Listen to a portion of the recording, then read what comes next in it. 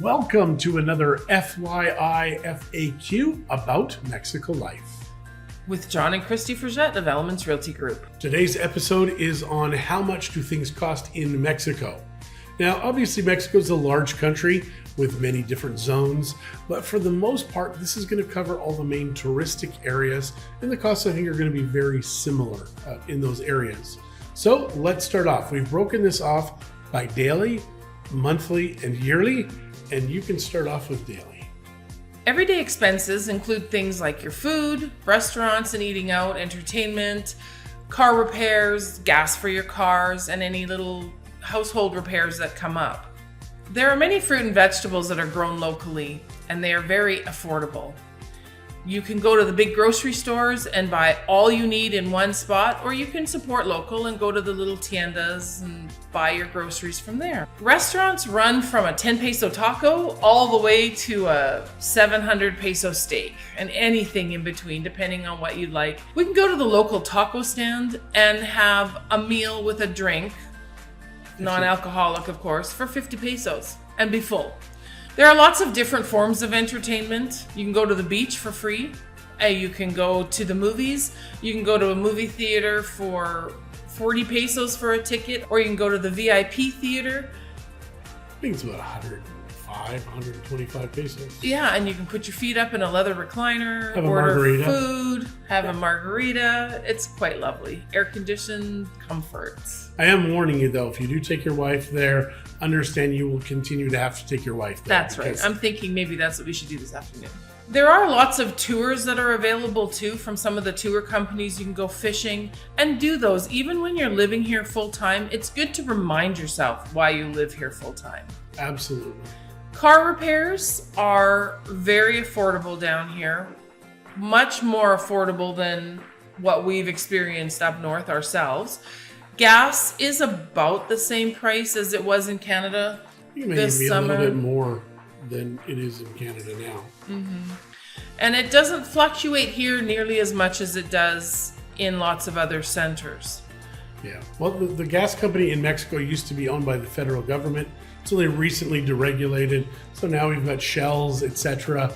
But they're all in the 19 to 20 pesos per liter for regular gas. So you're looking at, $1.50 a liter for most folks. Even Costco here in the area is getting a gas bar. Yes. So that's exciting. With Costco getting into gas, things are only going to get better. That's right. House repairs too. I mean, you can have someone come in and fix an outlet or replace a fan for a couple hundred pesos. We've done an extensive renovation on our house, and it really, big picture, was quite affordable. We've got our monthly expenses, and the monthly expenses are water, garbage, sewer, cell phone, internet, those types of things. Electricity. Gas for the house. Let's start off with the water. Water is my favorite. It's about 100 pesos a month without a pool. So you're looking, it's less than $10 if you're American or Canadian. And that includes garbage pickup. We get garbage pickup here in our area 3 days a week. Yes, and it includes sewer. And 100 pesos water a month. and sewer. One other thing about water, when I was just in Canada for a 1.5 liter bottle of water, I paid 4 Canadian dollars for that. Here, that same thing is 12 pesos. It's less than $1 Canadian and less than $1 American for that same bottle of water. So for liquid gas, liquid propane, we don't have pipes under our streets here, so we need to get that shipped in. Now, gas is going to cover for most folks here. It's going to include your stove, your dryer, and your hot water heater. So if you use those three things, which most people do, you're going to need gas. Our gas consumption is way below $20 a month. It was considerably higher, but we had 7 leaks. But because our house is so open, we didn't worry about smelling the gas all the time. But now that we've got it fixed, oh my gosh, it just keeps going and going and going. Right. Very, very inexpensive for gas. Electricity is probably, comparatively speaking, the highest bill that most people have here. If you use air conditioning, you will pay. We use air conditioning in our house, but we have solar panels because we got sick and tired of paying all of the monthly expenses to the electricity company. The more you use here, if it's over, I believe, 400 kilowatt hours every month, then you have to go into the DAC, which is the high usage for domestic. And if you're under, then the government subsidizes you. So we have people in our neighborhoods here just using fans, light, and maybe a television that are paying $10 a month or less for electricity. We were paying about $150 a month. So we just worked it out after all of these years that let's just get solar and not worry about it at all. For internet, we're very fortunate because there's a lot of competition. But we've been using the same company now almost since we've been in Mexico, called Telmex. And Telmex has done an amazing job for us. We get fiber optic to our house. We have 20 megs download and 10 megs upload, that's per second. And we have a phone line attached to that we can call pretty much 100 and some countries in the world free of charge. And that we pay 500 pesos a month for. Mm-hmm. Now, there are other companies out there that do cable, satellite, etc. You've got Total Play, you've got Telmex, Telecable, Izzy. Telecable actually is gone, I believe. But you've got Telcel, can do internet. So you've got all of these companies that can do internet, but we've just decided on Telmex because it's affordable. 500 pesos. Oh, and we've had good service with them. There are some people that have troubles, just like any other provider, but we've had good service with Telmex. Now, Total Play is interesting because they do cable as well as internet. And I think they even do 200 megs a second downloads for their internet. And I think you can get things there, kind of 2,000 pesos in under every month. But you're going to start in the 300 to 400 pesos all the way up. Same with Izzy. They do the same kind of thing. Big download speeds or high download speeds. Lots of options, but we are sticking around the 500 peso a month mark for that.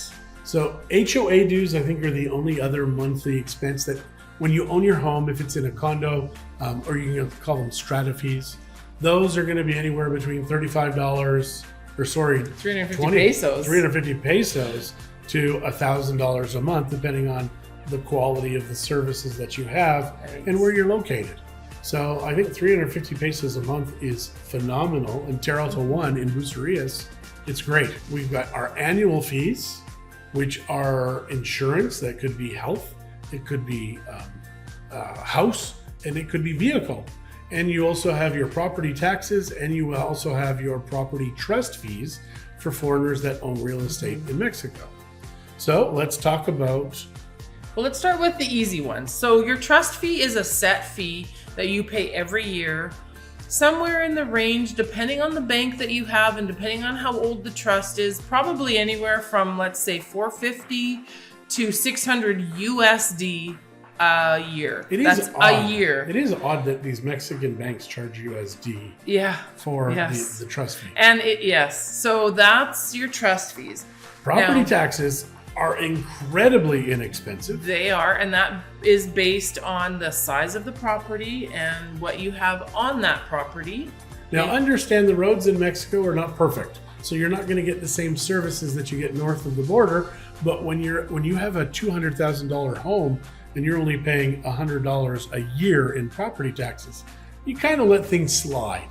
Yes, you should, but some people... Yeah, some people are crazy.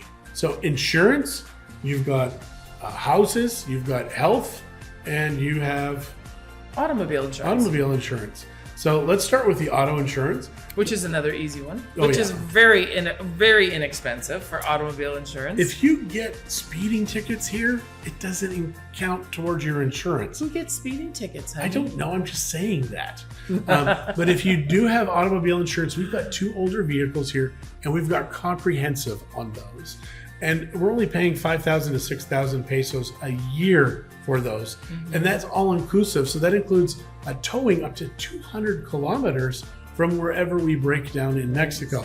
And we have used that. We've had to use it, yes. On Christmas Day, we had to use that. Yeah. So another type of insurance that you would get down here is your health insurance. Your health insurance can range from public health insurance to private health insurance at some of the best hospitals in the world. The healthcare in Mexico is second to none. It's better than anything we've ever had in Canada. You can get every procedure you want, and if you want to get it even at a better price, you go to Mexico City or Guadalajara. So you want hips, you want knees, you want whatever you want. It's very affordable, and you can even get your health insurance, and it's going to be anywhere between $2,000 plus per annum per person. That's dollars, right? And that is going to get you the best healthcare coverage. Right. And that and again, that is it's like home insurance. It's a very personal purchase because you have to decide what you want covered, what your health issues may be. Your age plays a factor. Younger women have to pay more because they can have babies. Older men have heart attacks. Now, as to having babies, paying it out of your pocket, we have grandkids in Mexico. We're very blessed that way. And it was no more than 20,000 pesos to have the grandkids. 20,000 pesos out of pocket. No insurance, no anything, no inherited debt to your great grandkids. Barring any unforeseen circumstances. Yes. Which does happen sometimes. Absolutely. But for the most part, yeah. So in a nutshell, you're going to spend a lot less in Mexico than if you stay up there. Mm-hmm. Now, years ago, we never even thought of these things. And now as these baby boomers are retiring and now realizing they can't retire on the income in their own country, what do? Give us a call. We have our contact information at the end of this video, and you'll be able to talk to us and we'll give you the straight numbers on what you're looking for. Because in a video like this, we can't be We have to be general. Absolutely. So there you go. Yeah, I think for somebody, especially once the house is paid for, I think somebody can live down here very, very, very, very affordably. Yes. For under $2,000 a month. Yesterday, I just spoke with a Canadian couple that are retiring. They're coming here first week of October to live because they wanted to retire 8 years sooner than they would be able to up there. And they're going to live fantastic. That's right. So there you go, guys. That is how much stuff is in Mexico. Thank you for watching. If you have any questions about what we talked about today, please let us know. If you have any other questions about Mexico life, please, our contact information is below. But please subscribe, and that way you're going to get the content as it becomes available, and you'll find out more about Mexico life.